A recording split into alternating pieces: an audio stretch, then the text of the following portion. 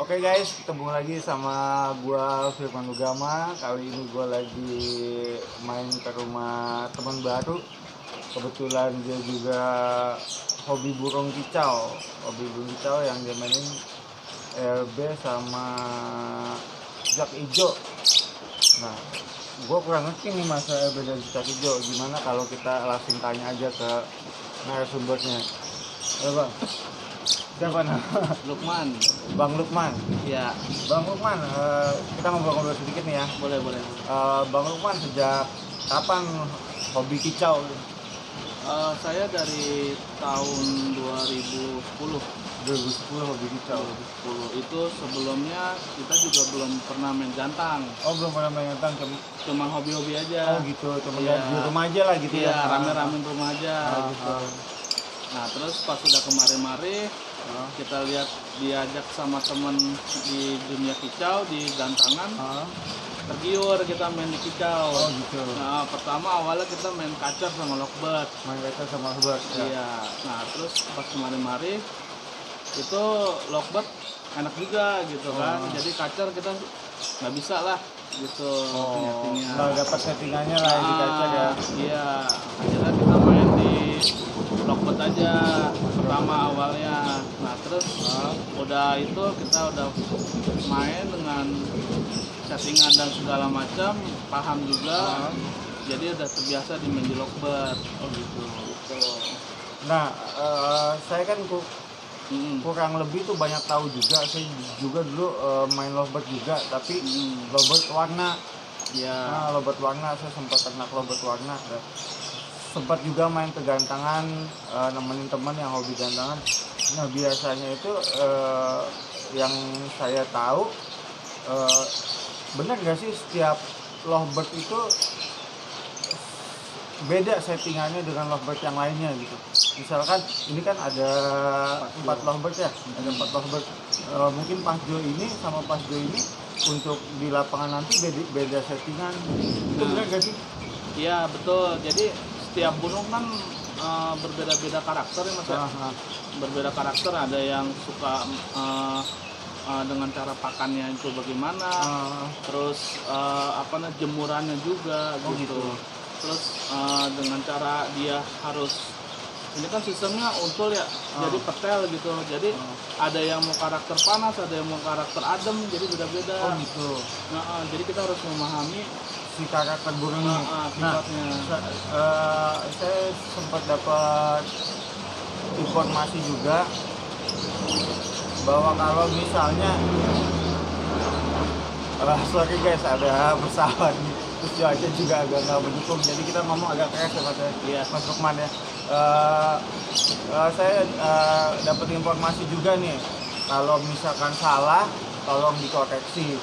Benar gak sih paruh nggak ada geledek?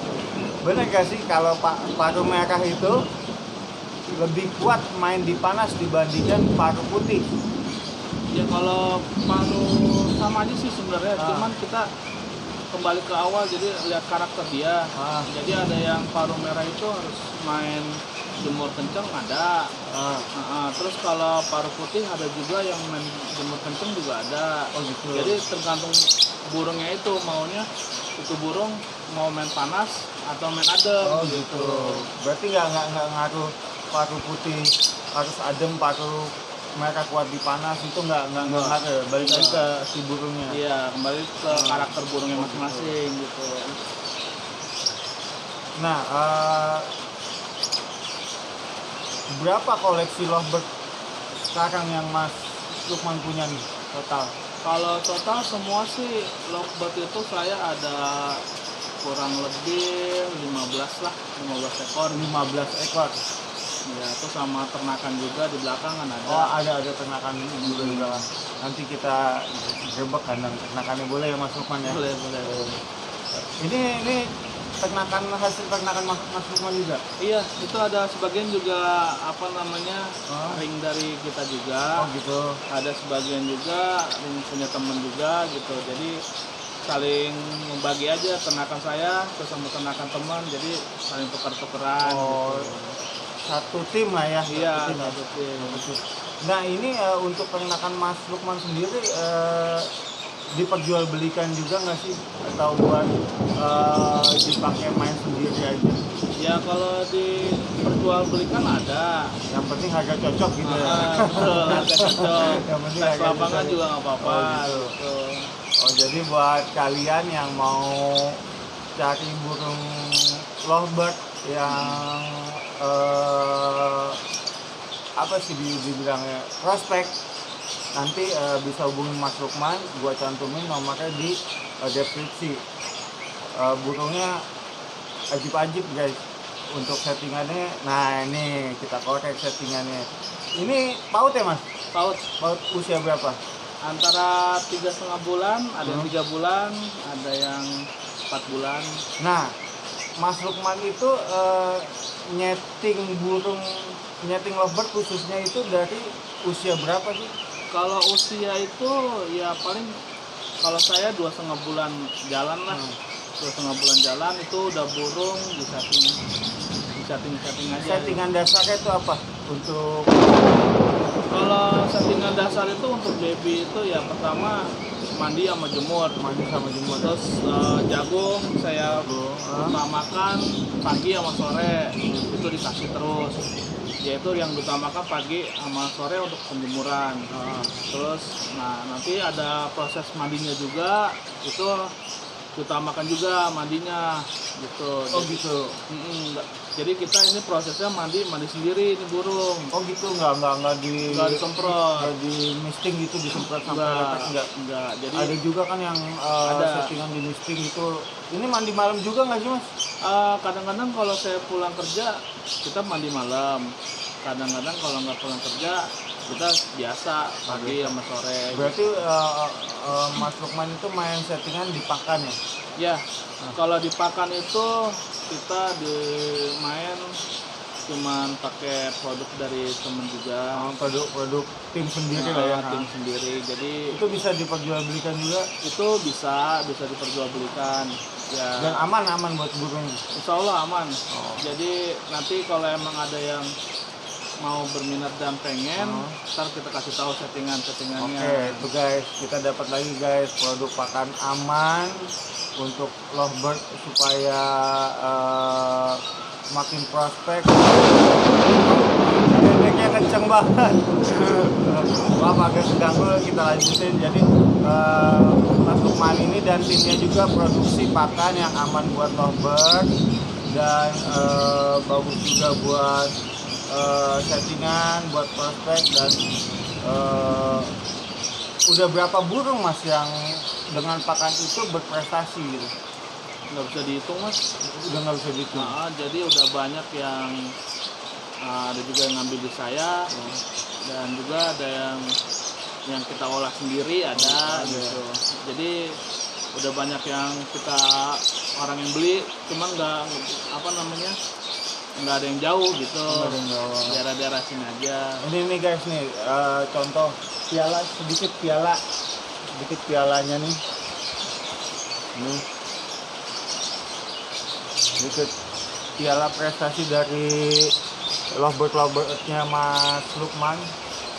Jadi buat kalian yang mau cari lovebird paut prospek atau dewasa prospek ya, prestasi pun ada ya Mas? Ada. Jual juga ya, untuk prestasi jual juga, yang sudah prestasi dijual juga. Nanti saya kasih nomornya Mas Lukman di deskripsi, silakan kalian hubungi langsung. Dan untuk pakannya juga Mas Lukman tuh menyediakan. Nah untuk settingan paling aman sendiri kan ada tuh Mas, beberapa pecinta, bilangnya pecinta ya kan, pecinta kicau mania lah, tapi dia nyeting lovebird-nya dengan makanan jahat. Tahu kan yang apa tuh, yang makanan campuran apa gitu, nggak mesti yang pakai di sangrai dulu dicampur apa gitu. Itu menurut Mas Lukman gimana? Itu sih kalau menurut saya sih bebas aja ya Mas ya. Itu udah tergantung dari yang maksudnya yang tadi Mas bilang kan, ada pakan yang paling jahat segala macam gitu kan. Itu kan untuk kembali ke awalnya untuk burungnya itu cocok apa enggaknya gitu. Jadi kalau misalkan untuk pakan-pakan yang jahat itu burung ya pasti ada yang kerja, pasti ada yang stabil juga ada. Kan semua pakan itu kan berbeda-beda dengan pakan-pakan yang lain, Mas. Itu cara ngolahnya dan cara pembuatnya supaya burung itu main di lapangan. Gitu. Nah, untuk Mas Lukman pribadi nih, sebagai kicau mania dan pecinta burung, setuju nggak sih untuk pemberian pakan itu? Kalau pemberian pakan itu sih setuju aja, Mas. Setuju aja. Itu kita ya semua orang juga pasti pakai pakan seperti itu, gitu kan, kayak racikan sendiri atau gimana gitu kan. Kalau saya sih nggak masalah seperti itu, yang penting kita silaturahmi di gantangan dan kita juga ada pertemanan lah di gantangan. Jadi lebih enak seperti itu, Mas. Jadi kalau mau gantang atau apa terus ketemu di gantangan lebih banyak teman, jadi nggak ada sikut-sikutan atau segala macam, Mas. Oh, berarti keseruannya seperti itu. Untuk Mas Lukman setuju aja ya, bebas aja. Itu bisa bikin burungnya sendiri korslet gak? Kan ada tuh pakan korslet. Ada. Itu Mas Lukman setuju juga? Gak apa-apa, setuju juga untuk masalah. Tapi itu nggak menyiksa ke burungnya, Mas? Ya kalau menyiksa sih kembali ke kitanya, jadi tega apa enggak gitu? Iya, kembali ke kitanya, kita tega apa enggak tuh dengan burung itu, dengan pakan tersebut gitu kan. Dan juga dengan rawatan kita, dengan kebersihan tuh burung, pasti kan akan terjaga kesehatannya juga. Ya, betul. Iya, jadi dengan adanya seperti itu, burung walaupun pakan ada kencang atau enggak, burung tetap terjaga kesehatannya.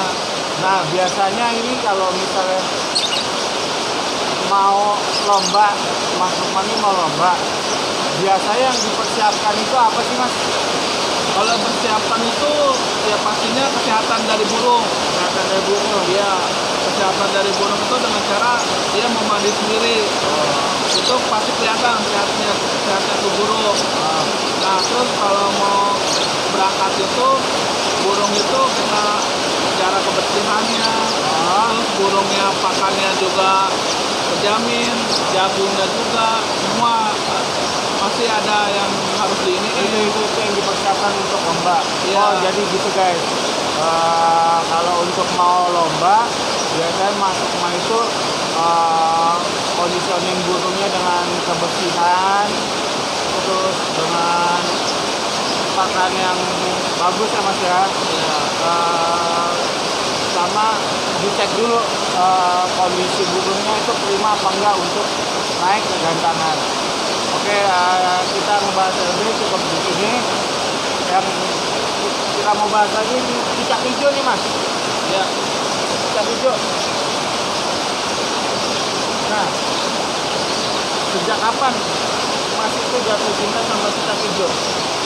kalau cicak hijau saya belum lama, antara udah 4 bulan lalu lah. 4 bulan lalu ya? Iya, 4 bulan yang lalu.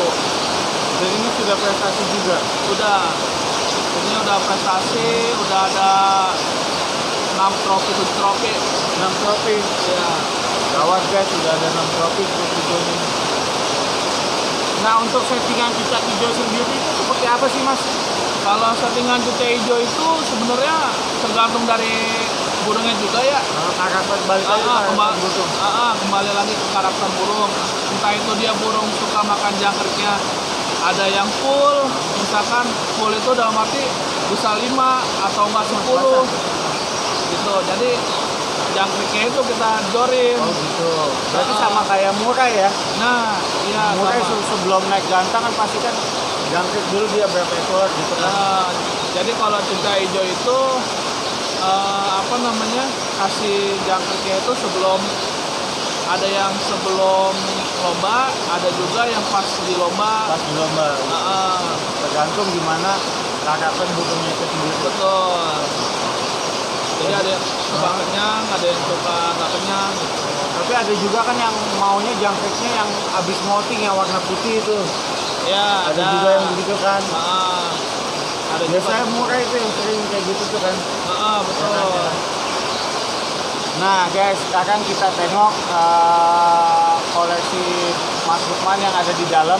Soalnya di luar ini hujan, gue takut audionya nggak masuk juga, dan kasihan Mas Lukman ini udah basah-basah juga. Jadi boleh nggak Mas kita lihat-lihat ke dalam? Boleh. Guys, kita lihat-lihat ke dalam ya.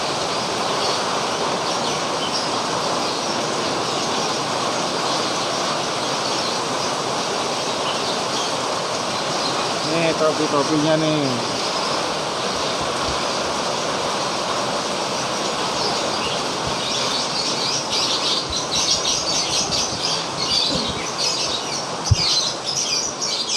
Nah, lighting handphonenya udah ada handphone. Nah ini guys, ini koleksi-koleksi jawara-jawaranya dari Mas Lukman ya. Iya. Ini boleh saya intip nggak Mas? Boleh. Ya. Boleh dibuka aja.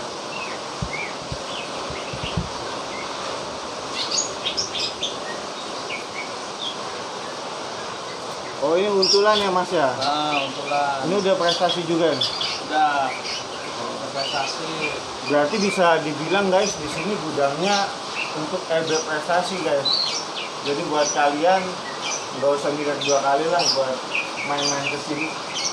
Kalau untuk ada penonton saya nih Mas, mau main ke sini, mau pantau-pantau, Mas Lukman welcome guys. Kalau saya sih welcome aja. Kalau yang mau datang dan mau nanya-nanya settingan, dan mau nanya cari pakan juga, ya saya sih nggak masalah gitu. Yang penting telepon dulu dan janjian dulu ya. Betul. Nah ini guys, ini di burung prestasinya Mas Lukman. Bisa dilihat, Ada yang lagi tidur.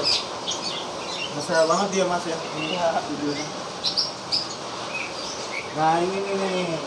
Ini yang menarik nih. Ini piala-pialanya nih. Ini juga ada Mas. Ini di event mana aja Mas kalau boleh tahu? Itu event-event, ada juga yang di JBC, Jatisari, terus Pondok Benda, terus ada juga yang di Kecapi, banyak Mas kalau Ini piala Mas pribadi atau tim? itu pribadi saya, Pribadi. dari Lovebird saya sendiri. Berarti hampir 15 ekor ya tadi ya? Iya. Berarti 15 ekor itu hampir semuanya berprestasi. Iya. Wah, boleh juga nih buat kalian semua yang mau belajar settingan atau beli pakan ataupun mau beli burung yang langsung prospek, silakan datang ke sini. Nanti gue cantumin alamat sama nomor teleponnya Mas Lukman di deskripsi. Sekarang kita lihat ke dalam lagi yuk, ada apa? Ya.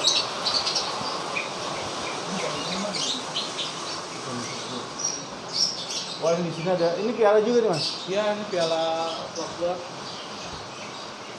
Tuh, pada saya taruh di sini semua. Ini piala BOB. Oh ini BOB. Di sini nih.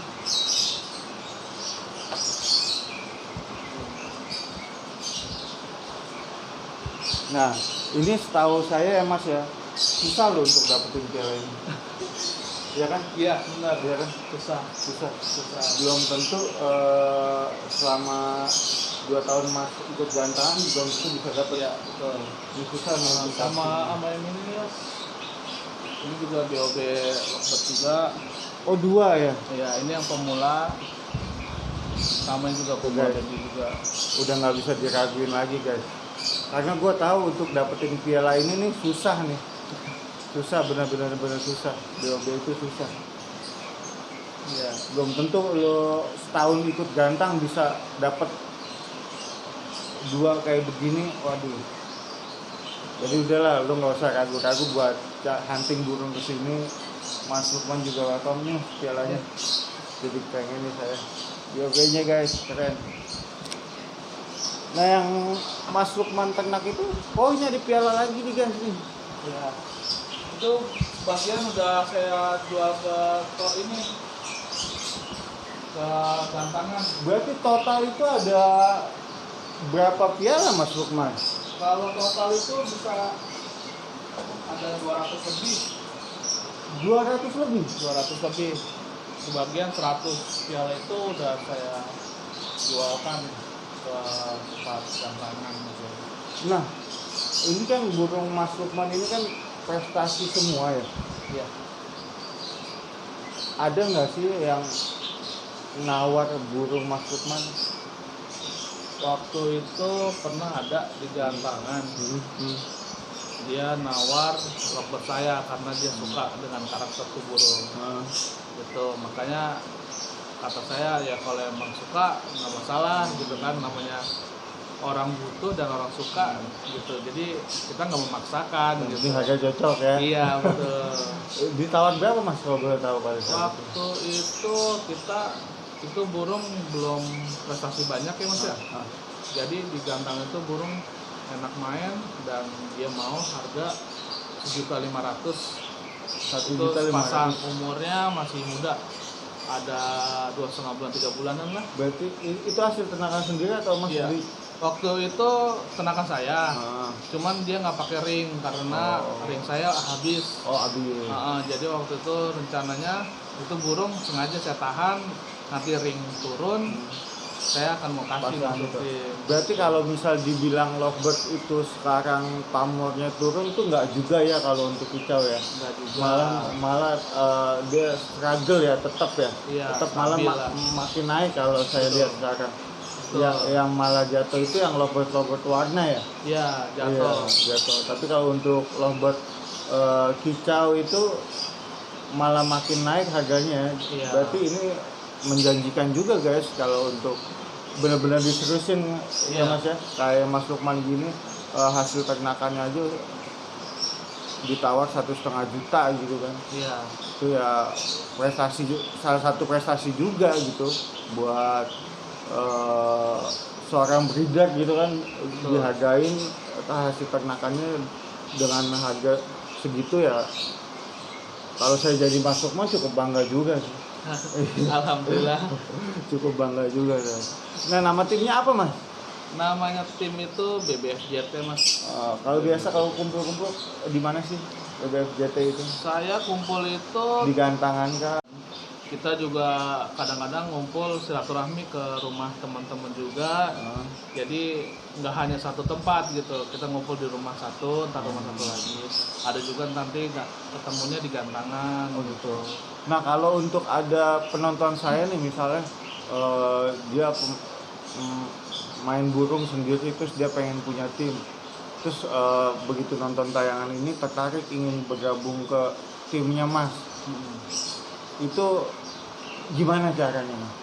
Oh, kalau saya sih nggak masalah ya Mas ya. Oh. Kalau misalkan ada orang yang mau ikut gabung gitu, yang penting dia selalu silaturahmi dan selalu ikut gantang bareng gitu. Komitmen kan. lah ya. Komitmen, dan kalau emang dia belum tahu settingannya, kita di tim itu kita selalu ngasih tahu info-info settingan lovebird supaya dia itu bisa gitu Mas. Jadi nggak hanya kita aja yang bisa, tapi dia harus bisa gitu. Berarti semua tim rata ya, harus Iya, rata gitu. gitu.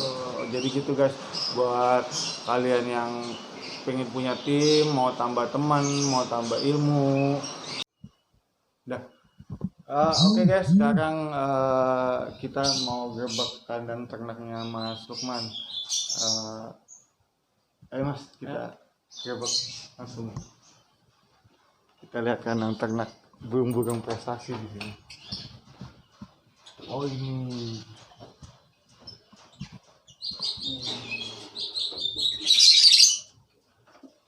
Ini total ada berapa pasang Mas? Ini Kita cuma ngobrol di ada duduk sini 7 pasang, 7 pasang atau 8 pasang. Dipasang. Oh ini yang koloni ya. Kalau ini Dan ini indukan-indukannya bekas main juga dulu atau gimana? jadi emang ini bukan bekas main juga. Jadi pas sudah selesai dia stop untuk main, akhirnya saya masukin ke kandang koloni ini. Oh gitu. Nah ini guys bisa dilihat juga nih. Ini jenis apa nih mas? Ini pasjo. Pasjo ya? Agak lupa jenis ya.